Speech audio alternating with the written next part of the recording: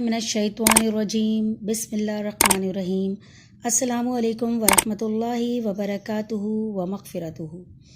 आज हम इस्लाम के सबसे पहला कलमा तैयबा पे बात करेंगे। कलमा तैयबा की फ़जीलत और अहमियत बहुत ज़्यादा है, उसके लिए हम जितनी भी वीडियो बनाएं कम पड़ेगी। तो आज हम कलमा तैयबा की अहमियत और फ़जीलत पे बात कर रहे हैं, क्योंकि कलमा तैयबा दरअसल एक अहद और इक़रार है। ला इलाहा इल्लल्लाहु मुहम्मदुर रसूलुल्लाह, अल्लाह के सिवा कोई माबूद नहीं, यानी कोई इबादत और बंदगी के लायक नहीं, और मोहम्मद सल्लल्लाहु अलैहि वसल्लम इसके रसूल हैं। भाइयों और बहनों, यही कलमा इस्लाम का दरवाज़ा और दीन व ईमान की जड़ बुनियाद है।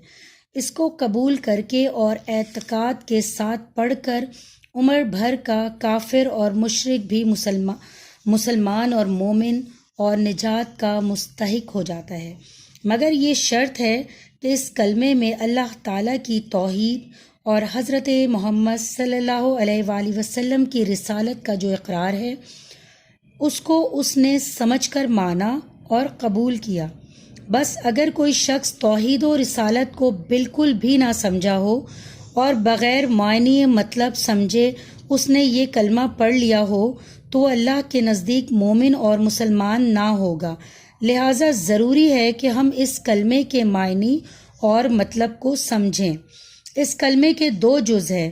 पहला जुज़ है ला इलाहा इल्लल्लाहु, इसमें अल्लाह ताला की तौहीद का इकरार है, और इसका मतलब ये है कि अल्लाह ताला के सिवा कोई ऐसी हस्ती नहीं है जो इबादत और बंदगी के लायक हो।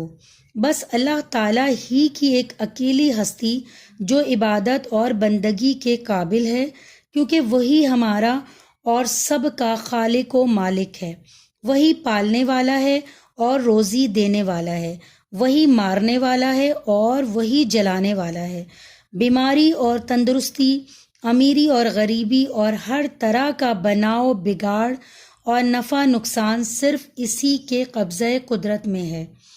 और इसके सिवा ज़मीन व आसमान में जो हस्तियां हैं, ख्वाह इंसान हो या फरिश्ते, सब उसके बंदे और उसके पैदा किए हुए हैं।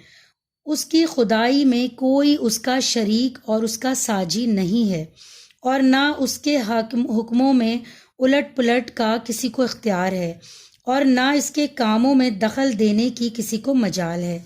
लिहाजा वही और सिर्फ वही इसके लायक है इसकी इबादत की जाए और उसी से लौ लगाई जाए, और मुश्किलों और मुसीबतों और तमाम हाजतों में गिड़गिड़ा कर उसी से दुआ और इल्तिजा की जाए।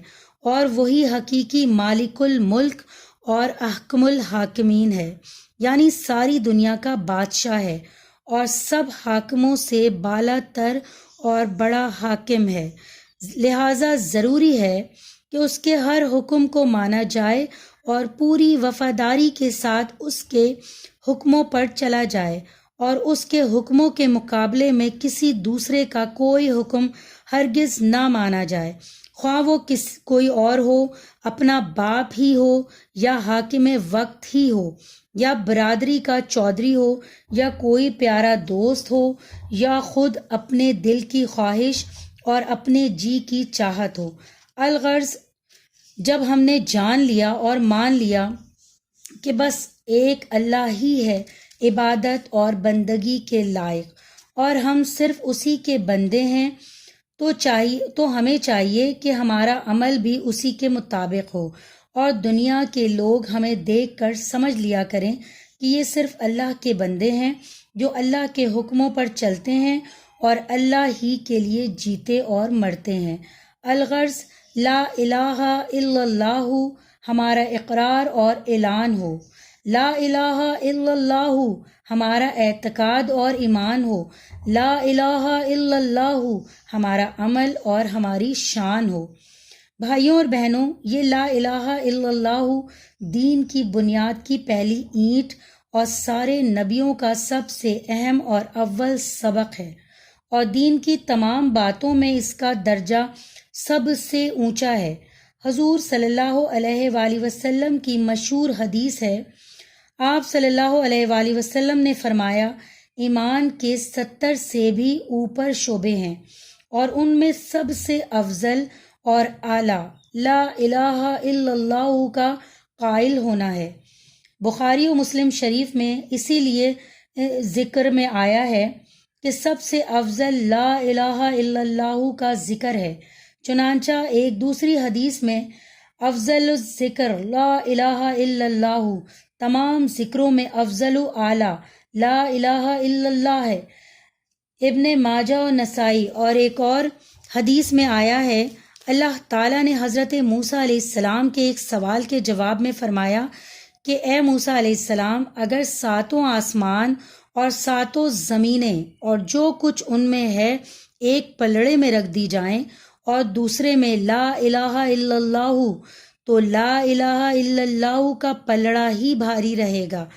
بھائیوں اور بہنوں، لا الہ الا اللہ میں یہ فضیلت اور وزن اسی لیے ہے کہ اس میں اللہ تعالیٰ کی توحید اور عہد و اقرار ہے، یعنی صرف اسی کی عبادت و بندگی کرنے اور اسی کے حکموں پر چلنے اور اسی کو اپنا مقصود و مطلوب بنانے اور اسی سے لو لگانے کا فیصلہ اور معاہدہ ہے، اور یہی تو ایمان اور اسلام کی روح ہے۔ اور اسی واسطے حضور صلی اللہ علیہ وآلہ وسلم کا مسلمانوں کو حکم ہے کہ وہ اس کلمہ کو بار بار پڑھ کر اپنا ایمان تازہ کیا کریں۔ بہت مشہور حدیث ہے کہ ایک دن حضور صلی اللہ علیہ وآلہ وسلم نے فرمایا کہ لوگوں اپنے ایمان کو تازہ کرتے رہا کرو۔ بعض صحابہ نے عرض کیا یا رسول اللہ صلی اللہ علیہ وآلہ وسلم، ہم کس طرح اپنے ایمانوں کو تازہ کیا کریں؟ آپ صلی اللہ علیہ وآلہ وسلم نے فرمایا لا الہ الا اللہ کثرت سے پڑھا کرو۔ لا الہ الا اللہ کے پڑھنے سے ایمان کے تازہ ہونے کی وجہ یہی ہے، اس میں اللہ تعالیٰ کی توحید یعنی صرف اسی کی عبادت و بندگی اور سب سے زیادہ اسی کی فدائیت و محبت اور اسی کی اطاعت کا عہد و اقرار ہے۔ اور جیسا کہ عرض کیا گیا ہے کہ یہی تو ایمان کی روح ہے۔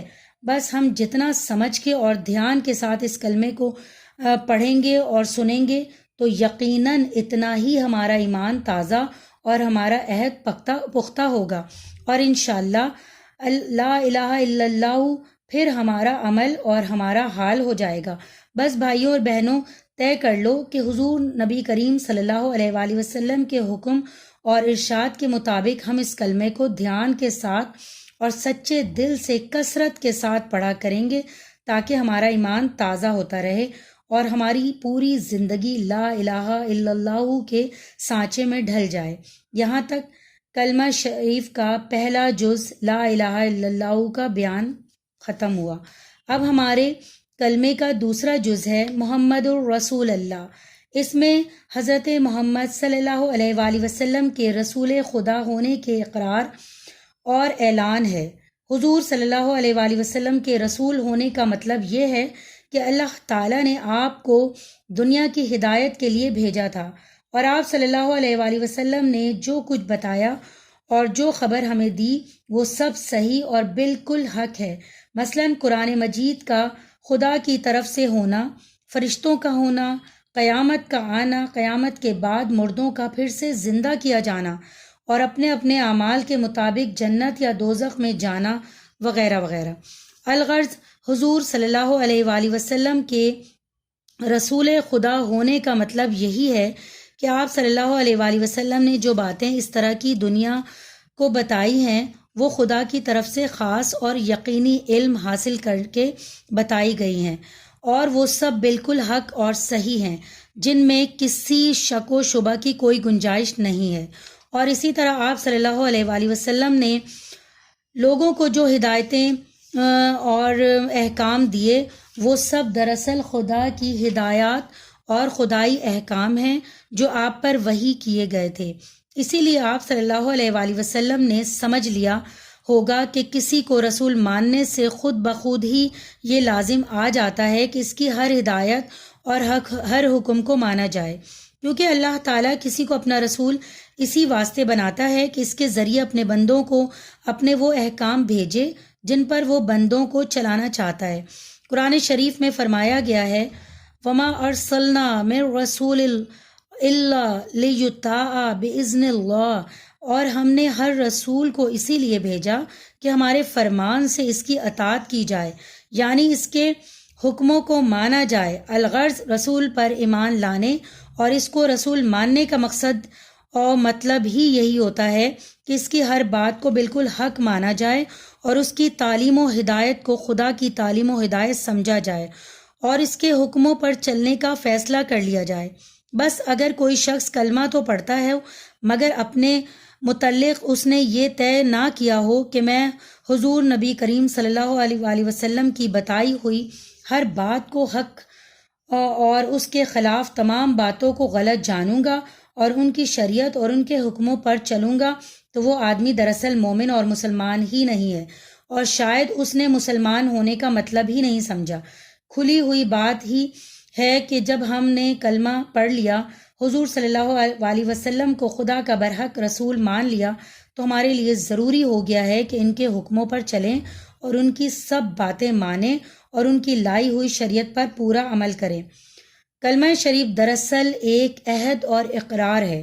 کلمہ شریف کے دونوں جز لا الہ الا اللہ محمد رسول اللہ کے مطلب کی تشریح اور وضاحت ہو چکی ہے۔ اس سے آپ صلی اللہ علیہ وسلم نے سمجھ لیا ہوگا کہ یہ کلمہ دراصل ایک اقرار نامہ اور عہد نامہ ہے۔ اس بات کا میں صرف اللہ تعالیٰ کو خدائے برحق اور معبود و مالک مانتی ہوں، اور دنیا و آخرت کی ہر چیز کو صرف اسی کے قبضہ و اختیار میں سمجھتے ہیں۔ دراصل میں اس کی اور صرف اسی کی عبادت اور بندگی کروں گی، اور بندہ کو جس طرح اپنے مولا و آقا کے حکموں پر چلنا چاہیے اسی طرح میں اس کے حکموں پر چلوں گا، اور ہر چیز سے زیادہ میں اس سے محبت اور تعلق رکھتی ہوں، اور حضرت محمد صلی اللہ علیہ وسلم کو میں خدا کا برحق رسول تسلیم کرتی ہوں۔ اب میں ایک امتی کی طرح ان کی اطاعت و پیروی کروں گی اور ان کی لائی ہوئی شریعت پر عمل کرتی ہوں۔ دراصل اسی عہد و اقرار کا نام ایمان ہے، اور توحید رسالت کی شہادت دینے کا بھی یہی مقصد و مطلب ہے۔ لہٰذا کلمہ پڑھنے والے ہر مسلمان کو چاہیے کہ وہ اپنے آپ کو اس عہد و شہادت کا پابند سمجھے اور اس کی زندگی اسی اصول کے مطابق گزارے، تاکہ وہ اللہ کے نزدیک ایک سچا مومن و مسلم ہو اور نجات و جنت کا حقدار ہو۔ ایسے خوش نصیبوں کے لیے بڑی بشارتیں آئی ہیں جو کلمہ شریف کے ان دونوں جزوں توحید و رسالت کو سچے دل سے قبول کریں اور دل و زبان اور عمل سے اس کی شہادت دیں۔ حضرت انس رضی اللہ تعالیٰ عنہ سے روایت ہے کہ رسول اللہ صلی اللہ علیہ وآلہ وسلم نے حضرت معاذ رضی اللہ تعالیٰ عنہ سے فرمایا، جو کوئی سچے دل سے لا الہ الا اللہ محمد رسول اللہ کی شہادت دے تو اللہ تعالیٰ نے دوزخ کی آگ ایسے شخص پر حرام کر دی ہے۔ بخاری و مسلم میں لا الہ الا اللہ محمد رسول اللہ کی حقیقت اور ان کے وزن کو خوب سمجھ کے دل و زبان سے اس کی شہادت دی، اور فیصلہ کر لو کہ اپنی زندگی اس شہادت کے مطابق گزاریں گے تاکہ ہماری شہادت جھوٹی نہ ٹھہرے، کیونکہ اس شہادت ہی پر ہمارے ایمان و اسلام کا اور ہماری نجات کا دار و مدار ہے۔ بس چاہیے کہ لا الہ الا اللہ محمد رسول اللہ ہمارا پکا اعتقاد و ایمان ہو، لا الہ الا اللہ ہمارا اقرار و اعلان ہو، لا الہ الا اللہ محمد رسول اللہ ہماری زندگی کا اصول اور پوری دنیا کے لیے ہمارا پیغام ہو۔ اسی کو پھیلانے اور اونچا کرنے کے لیے ہم جئیں اور مریں۔ پوری دنیا کے مسلمانوں سے نہایت ہی ادب سے اللہ پاک کے نام کا واسطہ دے کر پرزور اپیل کرتی ہوں کہ کچھ وقت تبلیغ میں لگا کر اپنے آپ کو اور دیگر برادران اسلام کو کتاب و سنت کے ڈھانچے میں ڈھالیں، تاکہ ہم سب مسلمان دربار خداوندی سے مالا مال ہو جائیں اور کرب خداوندی کے مستحق ہو جائیں۔ شکریہ۔ اگر آپ کو میری یہ ویڈیو پسند آئی ہو تو پلیز میرے چینل کو لائک کریں، سبسکرائب کریں اور بیل کے بٹن کو پریس کریں تاکہ میری ہر آنے والی ویڈیو کا نوٹیفیکیشن آپ کو مل پائے، اور زیادہ سے زیادہ شیئر کریں صدقہ جاریہ سمجھ کے۔ جزاک اللہ۔